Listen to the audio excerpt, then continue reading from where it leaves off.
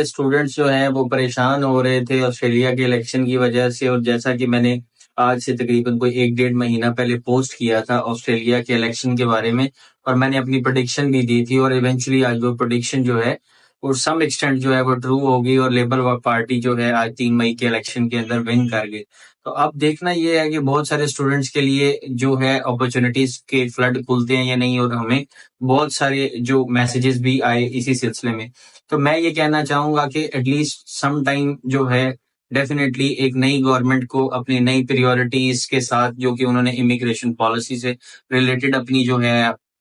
کافی زیادہ پالیسی ہے وہ پہلے ہی کلیئر کی ہوئی ہے۔ تو لگتا یہ ہے کہ پیرنٹلی کہ آنے والے جو دن ہے وہ اسٹوڈنٹس کے لیے بہت اچھے دن ہیں، بٹ سٹل ابھی کچھ دن انتظار کرنا پڑے گا، اور یہ دیکھنا ہوگا کہ کس طریقے سے ابھی یہ نئے ٹینیور کا اپنا